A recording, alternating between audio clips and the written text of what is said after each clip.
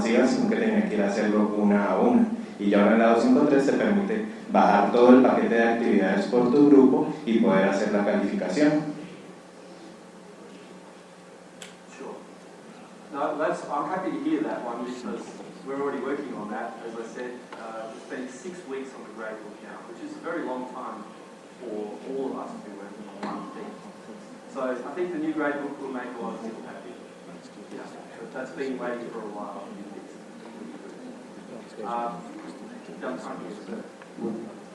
Yo antes de decirle lo que menos me gusta de Moodle, digo lo que más me gusta.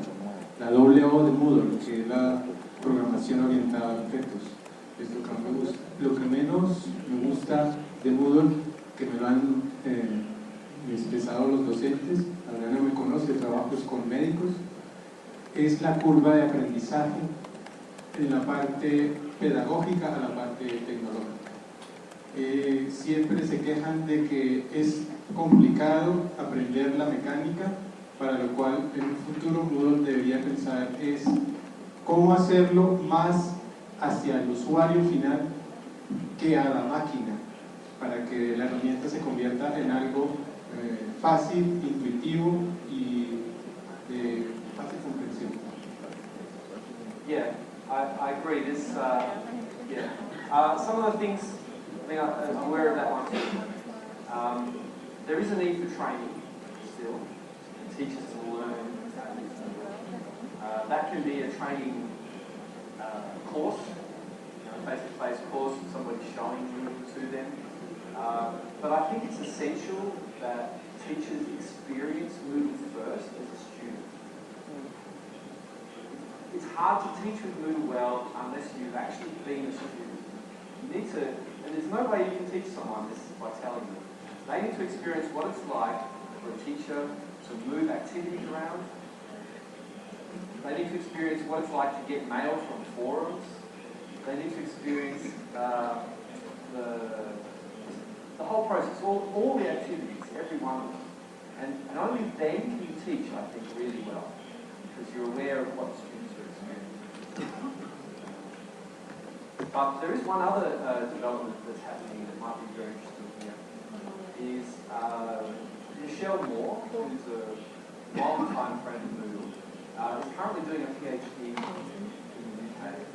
And I was talking with her about the project, and the project is going to be, well, first, a long time ago we were talking about a Moodle wizard. So something that takes you through steps and says, first do this, then do this, then do this, then do this. It's been around for a long time, but it doesn't suit everybody. It's hard to make something that works for everybody. But Michelle Moore's PhD, she's working on a sort of expert system, which will be like a block that sits on the side and looks at the things you are doing in your course and gives you just a little suggestion. So a little bit like, even like LinkedIn has something like this. So if you've ever used LinkedIn, it tells you how to, it reminds you to set up your profile. It says, oh, you know, you haven't filled in your education yet, can you fill in your education? Or you haven't done this yet. It just gives you a little thing that you can do every now and then. And that would be a useful thing for teachers to say, have you created a, have you set the outcomes for the course? Right? Have you defined some forums to discuss? Have you, etc., etc. So it would be a little reminder all the time on the side. I think that's a promising project. And the nice thing is, it's going to be completely done as a block. One Moodle block. So you can just drop it in, and it doesn't need any core stuff at all. Yeah, that would be interesting, but I agree, yeah. Has anyone else got any? I'm really interested in the problems because I spend all my time looking at problems, and that's what I'm interested in. I'm not interested in saying Moodle's great. I'm more interested in saying, what do we have to work on next? Hay una pregunta allí. Buenos días. Moodle tiene una actividad que empezó como plugin, que son los talleres o workshop, pero la sensación es que eso está algo crudo.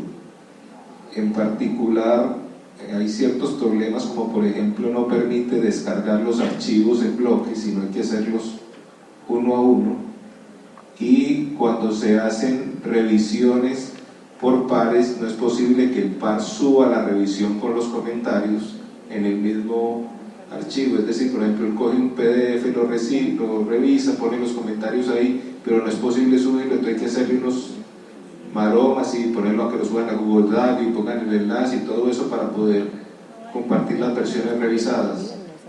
¿Qué posibilidad hay de que se mejore la actividad de taller?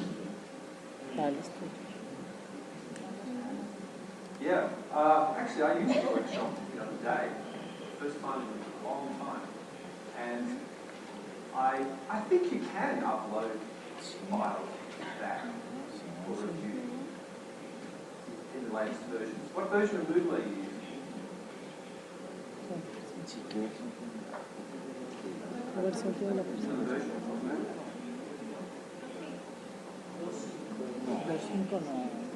Ah, 2.5. Okay.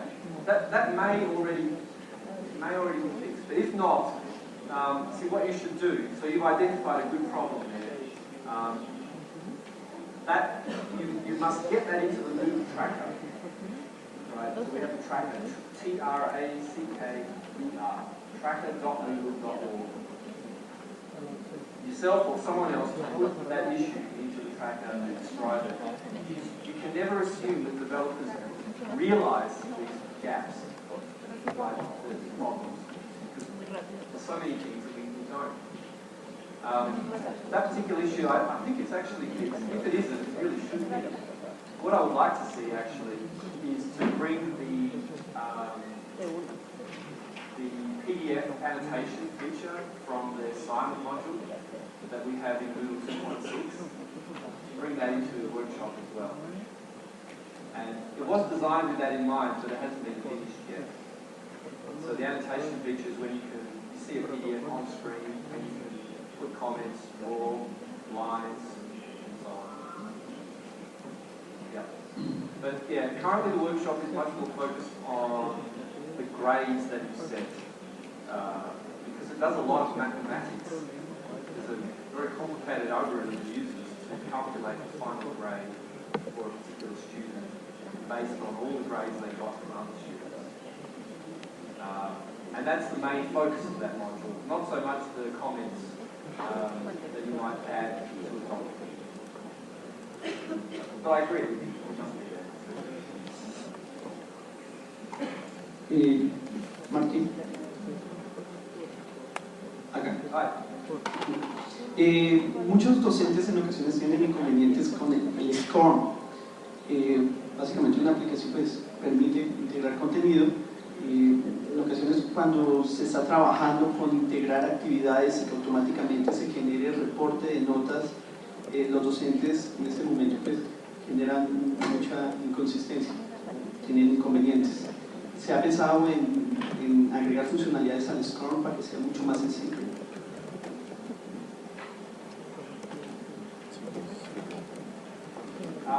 That was not, the translation wasn't so specific, but it's, I'm not sure I understand what you mean, but as I said, we're working on the grade book to make it simpler and more accurate already.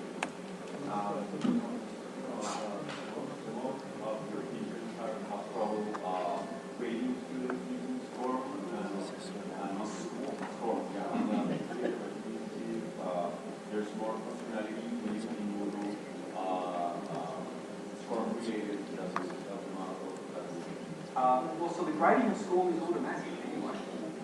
There's no manual grading of score. So, I mean, score is score. If the score package generates grades, it's a standard thing. It will push the grades. So if there's a problem with the grading, it's probably in the score package. The score package makes the grade and gives it to Moodle, and we store it in the grade book.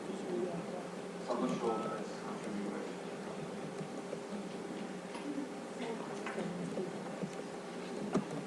Buenos días.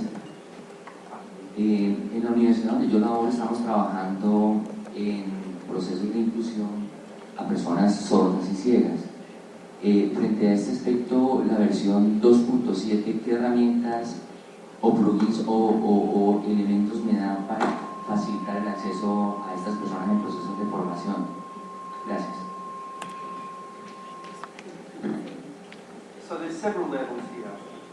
The first one is that developers, my developers, must do checking on new interfaces and old ones over time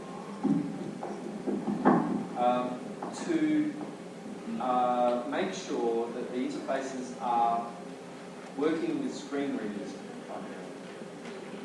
So we test with NVDA, which is an open screen reader. We test with JAWS and with VoiceOver, which is on the Safari and Macintosh. So we try and make sure things work. We try and follow the rules. There are standards from W3C about certain tags and classes that need to be in the interface to make them work with the things. We do that, and we also test them. But that's not enough, because the final site that that students are looking at also contains a lot of content and configuration from the owners of the site. So you also need to test on your site. You need to set up your site and also do this accessibility testing using screen readers. And often the best way is to find someone who is blind and who knows how to use a screen reader very well and give them some tasks and say, please log in here and find the forum and make a post or whatever. And you need to watch them and get their feedback. Along the way, you may find some Moodle problems if there are actual Moodle issues, and we want to know about them. So you should, again, make an issue of the tracker for us, mark it as an accessibility issue, and that will come through to accessibility work. Every now and then we have a period of just working on accessibility stuff, and we fix a lot of things.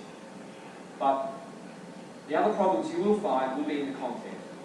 You know, somebody will have made a page of resources using Microsoft Word or something and put it in, and it's full of rubbish, and the images don't have alt tags, and using tables for layouts and all sorts of things. So it's very much part of that as well. And there may be some parts of Moodle that you don't really use, so you should switch them off. Take them out of the interface. Simplify things as much as possible so that the menus are shorter, and so on. And the other thing maybe is the theme. You know, the theme that you make for your site should also be accessible, and again, you need to test it as well. Accessibility is something we all have to work on, but there's no magic bullet. We can't just give a magic system that is always accessible.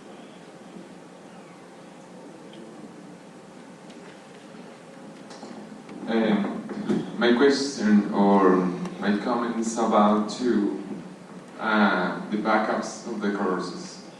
Basically, in some activities, when you create a backup, you need to necessarily to choose include user data, you know, like in the Scrum package, I remember because his question, yeah. Or in glossaries, I think so. And some of the teachers doesn't have the rights, the permissions to choose that user data. Yeah. So that means that the backup will not just bring the activity name, but it doesn't have any content in there. So I'm talking about 2.5 version. Okay.